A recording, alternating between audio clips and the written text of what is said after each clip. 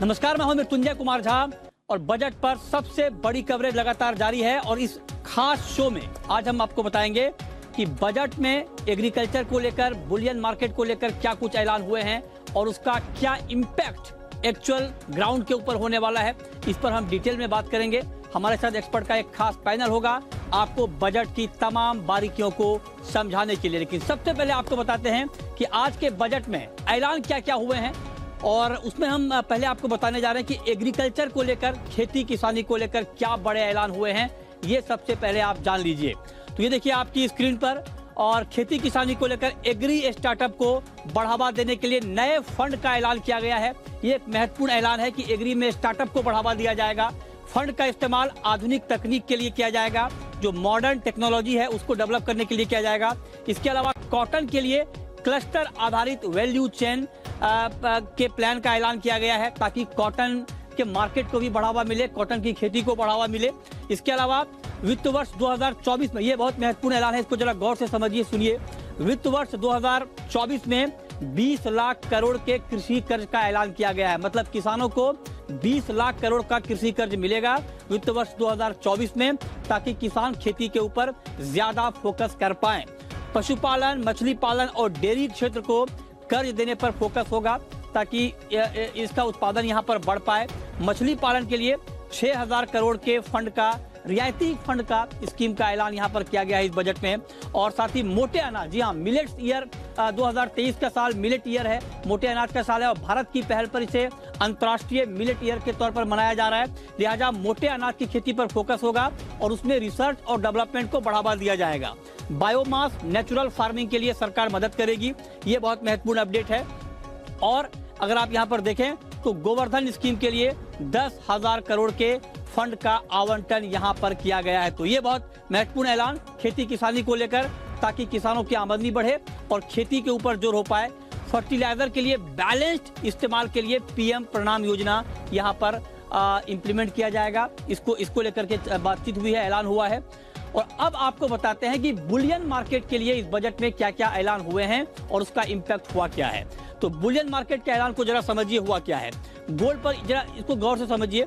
Gold पर import duty 2.5% घटी है, इसे 12.5% से घटाकर उसको कम किया गया है, 12.5% से घटाकर 10% किया गया है। लेकिन इसमें दूसरा मामला यह है कि 12.5% से घटाकर 10% तो कर दिया गया है, लेकिन एग्री इंफ्रा सेस 2.5% से बढ़ाकर 5% कर दिया गया है। तो मतलब ये हुआ कि गोल्ड पर नेट ड्यूटी में कोई बदलाव नहीं हुआ है, अनचेंज रहा है। और 15% पर गोल्ड की इंपोर्ट ड्यूटी अभी भी ओवरऑल बरकरार है। तो लिहाजा इसको एक रेशनलाइज किया गया है, लेकिन घट बढ़ नहीं हुई है। तो 15% के स्तर पर गोल्ड पर इंपोर्ट ड्यूटी बरकरार है। इसके अलावा और क्या हुआ है बुलियन में, ये आपको बताते हैं। हाँ, ये बहुत महत्वपूर्ण ऐलान है कि फिजिकल गोल्ड को डिजिटल में कन्वर्ट करने पर कैपिटल गेन टैक्स नहीं लगेगा, टैक्स में छूट मिलेगी। जो इलेक्ट्रॉनिक गोल्ड रिसिप्ट होता है, अगर आप फिजिकल गोल्ड से ईजीआर में इसको कन्वर्ट करते हैं तो आपको टैक्स में छूट मिलेगी।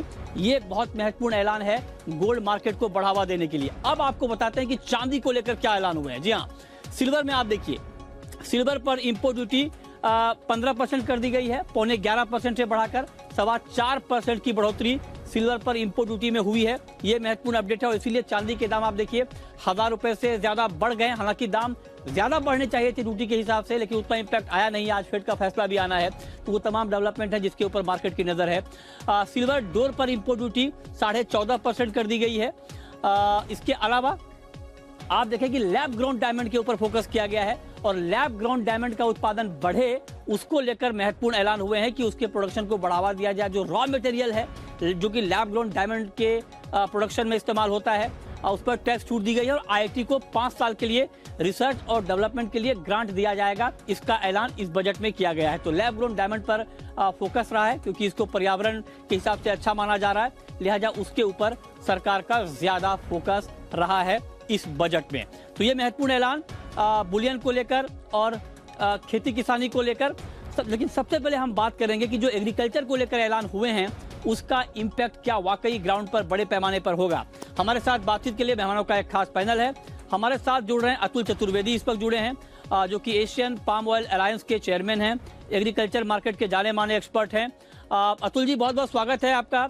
मेरा सबसे पहला सवाल सर आपसे ओवरऑल होगा कि जो बजट के ऐलान हुए हैं, स्टार्टअप के ऊपर फोकस किया गया है, मिलेट्स के ऊपर फोकस किया गया है, ओवरऑल एग्रीकल्चर के ऐलानों पर आपका पहला कमेंट क्या है सर? देखिए मृत्युंजय जी, सबसे पहले तो मैं ये बोलूंगा कि हम लोगों को जो इनकम टैक्स में गवर्नमेंट ने रिलीफ दी है वो बहुत वेलकम है, क्योंकि इसका हम लोगों को बहुत ज्यादा इंतजार था। सेकेंडली, आपने जो एग्रीकल्चर के बारे में इंटरवेंशंस की बातें की हैं, तो जहां तक हम लोगों का सेक्टर है, जैसे सोया, ये क्या नाम, एडिबल ऑयल और शुगर, ये मैं समझता हूं इस बार अपने फाइनेंस मिनिस्टर की नजर से थोड़ा चूक गया है, क्योंकि जो हम लोग एस्टिमेट कर रहे थे कि इस बार शायद national mission on edible oil seeds के ऊपर एक रोड मैप तैयार हो जाएगा, वो कहीं ना कहीं इस बार अपने को अनाउंसमेंट में नहीं दिखाई दिया। और जहां तक शुगर सेक्टर है, शुगर सेक्टर में तो बहुत ज्यादा कुछ हम लोग एक्सपेक्ट नहीं कर रहे थे, पर एक चीज जरूर अच्छी हुई है, वो ये कि जो 10,000 करोड़ 10,000 का इशू बहुत पेंडिंग पड़ा हुआ था, 10,000 करोड़ का, ये कोऑपरेटिव सेक्टर का शुगर का 1916 और 17 का, तो उसको गवर्नमेंट ने इस बार सेटल कर दिया है। अब जहां तक आप इसकी बात करते हैं, क्या नाम, मैं समझता हूँ ये एक इंटरवेंशन बहुत अच्छा है गवर्नमेंट का, जो एग्री एक्सीलरेटर फंड लगाया है। तो इसमें मैं समझता हूँ टेक्नोलॉजी और डिजिटल इंटरवेंशन में डेफिनेटली इसमें बढ़ेगा और एग्रीकल्चर को डेफिनेटली फायदा मिलेगा। दूसरा, जहां तक मिलेट्स का सवाल है, अब चूंकि ये साल मिलेट का साल है, मैं समझता हूँ गवर्नमेंट की तरफ से जो भी मिलेट में इंटरवेंशंस होंगे वो डेफिनेटली वेलकम है। पर हम लोगों को जो एक खास, हम लोग हर, आपसे जब भी मीटिंग होती है, जब भी बातें होती हैं, एक ही मुद्दा उठाते हैं कि अपने प्राइम मिनिस्टर साहब का मिशन है मेक इन इंडिया का। कहीं ना कहीं हम लोग जो यहाँ की रिफाइनरीज हैं, एडिबल ऑयल रिफाइनरीज हैं, उसको नजरअंदाज कर देते हैं। और आज भी पामोलीन का इंपोर्ट हिंदुस्तान में बेइंतहा हो रहा है, जिससे कि अपनी जो edible oil, palm edible oil refineries हैं, उनका कैपेसिटी यूटिलाइजेशन ऑलमोस्ट 30% के लेवल पे आ गया है। तो ये एक थोड़ा मुद्दा हम लोग सोचते थे शायद इसमें एड्रेस हो, अब हो सकता है शायद नॉर्मल एडमिनिस्ट्रेटिव तरीके से ये एड्रेस हो, बट ये एक हम लोगों की खास डिमांड रही है जो इसमें बजट में नहीं दिखाई। बहुत महत्वपूर्ण बात कही सर कि खास करके मिलेट्स को लेकर के बहुत जोर दिया गया है, और आपने कहा कि हाँ ये एक बड़ा कदम है, क्योंकि मिलेट्स को लेकर के भारत बहुत ज़्यादा एग्रेसिव है और हमारी पहल पे इसे अंतर्राष्ट्रीय स्तर पे पहचान मिली है। अब मैं एक दूसरा सवाल अतुल जी आपसे ये पूछना चाहता हूँ कि जो किसान क्रेडिट है, जो कर्ज है किसानों को, वो 20 लाख करोड़ का दिया जाएगा, क्या मौजूदा आर्थिक हालात को देखते हुए, खेती किसानी में आर्थिक पहलू को देखते हुए, ये रकम आपको पर्याप्त लग रही है सर 20 लाख करोड़ की? डेफिनेटली ये रकम पर्याप्त है। तो ओनली थिंग इज कि इसका जो मतलब एग्जीक्यूशन है और जिस किसान को जरूरत है उस तक पहुंचे, ये बहुत ज्यादा जरूरी है। तो अमाउंट कितना भी हो, 20 लाख करोड़ कोई प्रॉब्लम नहीं है, वो सब एब्जॉर्ब हो जाएगा, पर इसका डिस्ट्रीब्यूशन और इसका एग्जीक्यूशन जो है ना, वो मॉनिटर होना बहुत ज्यादा जरूरी है। अदरवाइज पैसा भी चला जाएगा और किसान के बेचारे का फायदा भी नहीं होगा। तो ये ज्यादा जरूरी है इसमें। कहा कि ये रकम पर्याप्त है, हाँ, लेकिन ठीक तरीके से किसानों तक पहुंच जाए, ये बहुत बड़ी बात है। अब देखिए इस बजट में क्या हुआ, एक तो जो बात अभी अतुल जी ने कही कि मिलेट्स के ऊपर फोकस किया गया, किसान कर्ज के ऊपर, लेकिन एक बड़ा फोकस हुआ है एग्री स्टार्टअप के ऊपर कि एग्रीकल्चर के स्टार्टअप को बढ़ावा दिया जाए, ताकि जो वैल्यू एडिशन है एग्रीकल्चर में वो बढ़ पाए और इसका फायदा किसानों को भी मिलेगा। तो जो स्टार्टअप की बात हुई है उसका क्या इम्पैक्ट होगा, कितनी जरूरत थी, ये बताने के लिए हमारे साथ एक महत्वपूर्ण मेहमान जुड़ चुके हैं इस वक्त, कार्तिक जयरामन, जो कि एक वेकुल के हैं और बड़ा एग्रीकल्चर स्टार्टअप चलाते हैं इस वक्त। तो कार्तिक जयरामन जी, बहुत बहुत स्वागत है आपका, welcome on Zee business sir.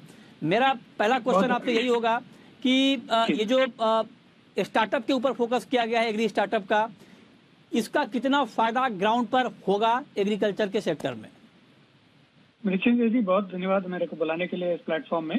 ये जो स्कीम अनाउंस किया हुआ है ये बहुत ही महत्वपूर्ण होगी अर्ली स्टेज एग्रीकल्चरल स्टार्टअप्स के लिए, जो फार्म डिजिटाइजेशन करते हैं, इनपुट सर्विसेज, एडवाइजरी सर्विसेज और मार्केट लिंकेज का भी जो अर्ली स्टेज स्टार्टअप्स हैं, उनके लिए बहुत ही महत्वपूर्ण होगा। ये हम बात भी कर चुके हैं पहले ही कि ऐसे एक स्कीम चाहिए था, क्योंकि नॉर्मल प्राइवेट कैपिटल इस सेक्टर में उतनी आसानी से आती नहीं है।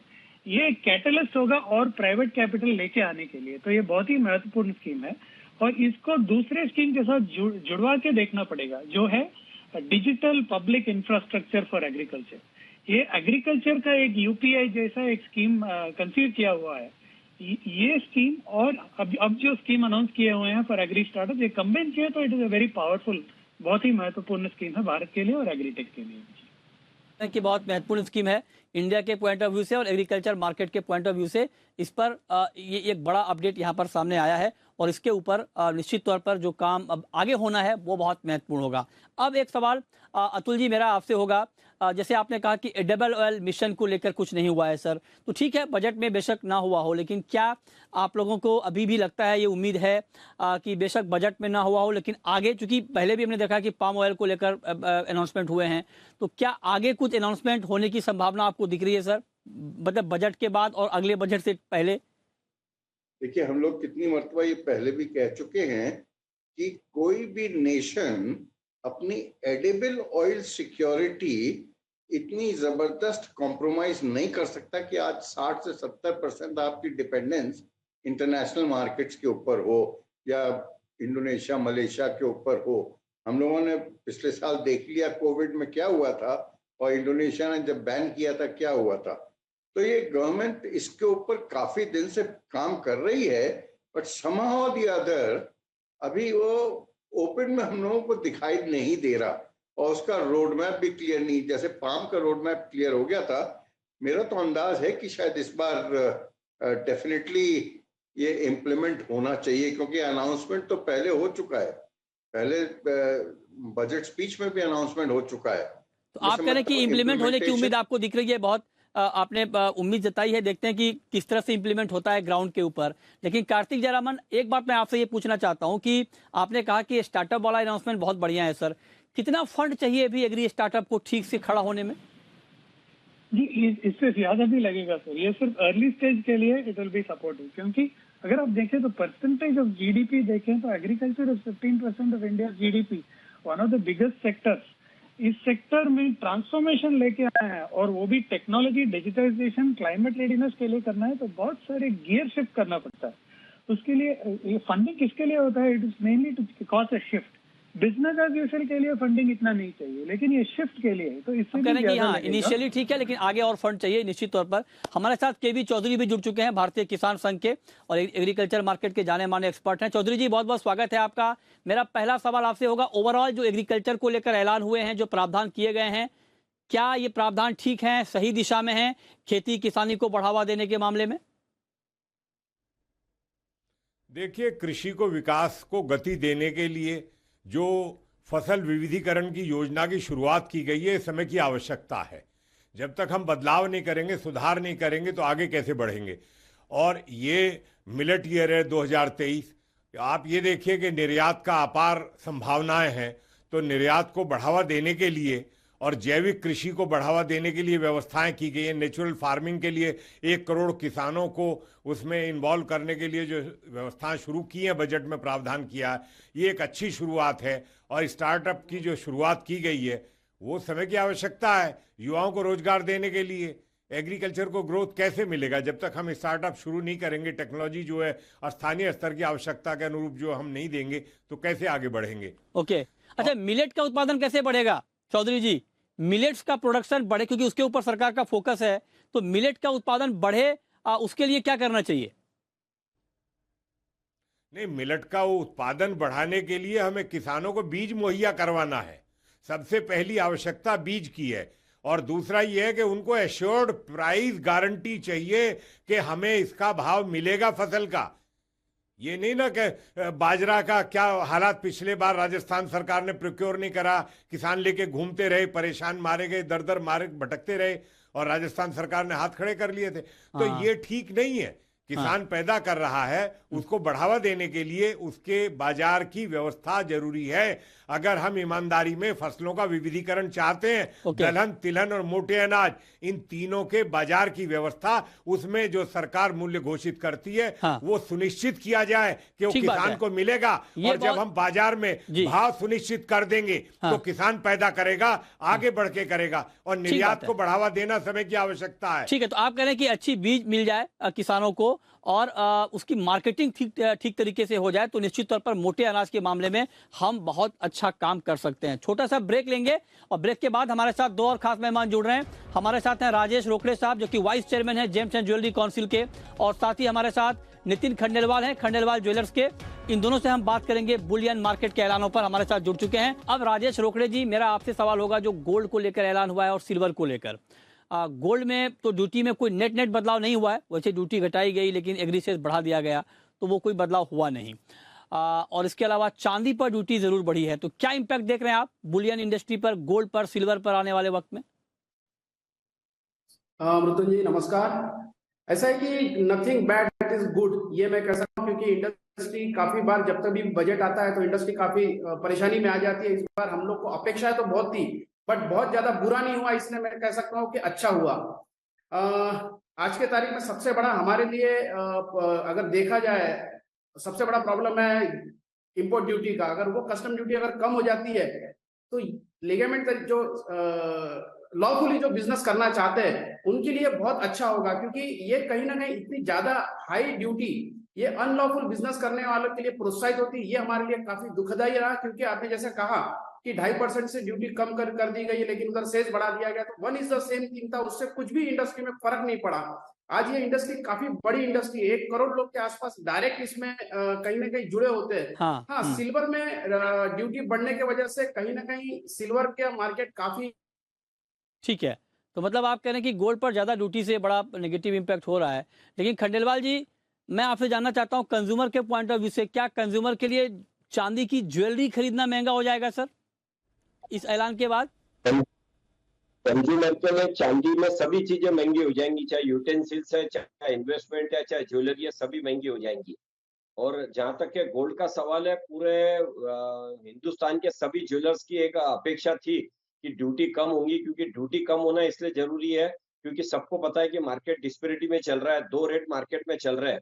और ये केवल ज्वेलर्स का नुकसान नहीं है, मैं आपके माध्यम से सरकार को यह बताना चाहता हूं कि ये जो 150 से 180 टन तक के जो रिपोर्ट्स आ रही है कि ऑर्गेनाइज और अनऑर्गेनाइज स्मगल्ड गोल्ड आ रहा है, रात दिन अपन देखते हैं कि कोई ना कोई एयरपोर्ट पे कहीं ना कहीं सोना कहीं किसी न रूप से छुपा के आ रहा है। ये कोई भी ज्वेलर्स इसमें इन्वॉल्व नहीं है। अगर आप पूरा सर्वे देखेंगे तो कभी भी कोई ज्वेलर्स ने कोई प्रकार से ड्यूटी चुरा करके सोना नहीं लाया है।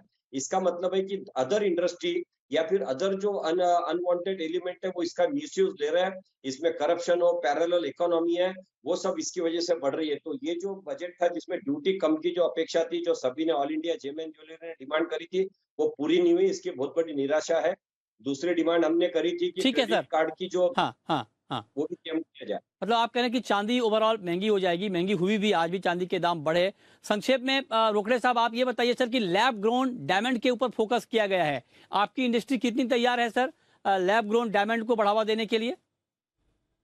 बिल्कुल, लैब ग्रोन डायमंड जो अभी इंट्रोड्यूस हुआ है मार्केट में, ये काफी मतलब तेजी से गति पकड़ रहा है और इसके लिए मैं सरकार का धन्यवाद दूंगा कि कहीं ना कहीं एनवायरमेंट बचाने के लिए जिस तरीके से सोचा गया उसके लिए बहुत ही अच्छा कदम था। बट केवल लैब ग्रोन डायमंड ही नहीं, बाकी चीजों के लिए भी सरकार की तरफ से एक सकारात्मक रवैये की जरूरत है। और डोमेस्टिक काउंसिल को हर बार विश्वास में लेके, अगर बजट के पहले अगर विश्वास में लिया जाता है तो निश्चित तौर पे काफी इसके फायदे हो गए। थोड़ी देर पहले आपने कहा था कि डिजिटल गोल्ड मतलब फिजिकल को डिजिटल करने में जो अभी नई योजना सरकार ने रखी है, जो बजट में मालूम पड़ा, तो इसमें भी अगर ज्वेलर्स को इन्वॉल्व किया जाता है तो 100% जो उनका टारगेट है, क्योंकि आपको पता होगा कि गोल्ड मोनेटाइजेशन स्कीम जो गवर्नमेंट ने लाई अभी तक के वो कंप्लीट पूरी तरह से कसौटी पे खरी नहीं उतरी है। तो कहीं ना कहीं फिजिकल को डिजिटल पे अगर लेके जाना है, आप कह रहे हैं कि इससे फायदा होगा, फिजिकल को डिजिटल में कन्वर्ट करेंगे, इसका फायदा होगा। हम आखिरी राउंड में है, बिल्कुल 10 सेकंड में खंडेलवाल जी आप जरा ये बताएं कि अब गोल्ड का प्राइस यहाँ से क्या होगा? बजट के ऐलान तो हो गए, ड्यूटी घटने की उम्मीद हो रही थी, वो हुआ नहीं है, क्या गोल्ड के दाम बढ़ेंगे सर अब बजट के ऐलान के बाद? देखिए आज 11:30 बजे फेड का डिसीजन आने वाला है, आपको पता है। और मैं अकेला वकालत कर रहा था कि 60,000 गोल्ड को छुएंगा। आज अगर आप जीएसटी मिलाते हैं तो 60,000 के ऊपर गोल्ड के रेट निकल चुके हैं। तो जो कहीं ना कहीं 2 महीने से मैं लगातार बोल रहा था वो बात खरी साबित हुई है। और मुझे लगता हाँ है कि अगर आज 0.25 अगर बढ़ता है तो फिर आज रात में भी काफी तेजी आ सकती है। ठीक कॉमेक्स है, के अंदर देखते भी हैं गोल्ड क्या में। डिसीजन आता है फेड का। बहुत शुक्रिया खंडेलवाल जी आपका, रोकड़े जी आपका, अतुल जी आपका, और हमारे साथ एमएसपी कमेटी के चेयरमैन और भारतीय कृषक समाज के चेयरमैन भी हैं केवी चौधरी जी, आपका भी बहुत शुक्रिया सर एग्रीकल्चर मार्केट पर महत्वपूर्ण इनपुट देने के लिए। तो फिलहाल इस खास शो में इतना ही, छोटा सा ब्रेक के बाद भी खबरें लगातार जारी हैं।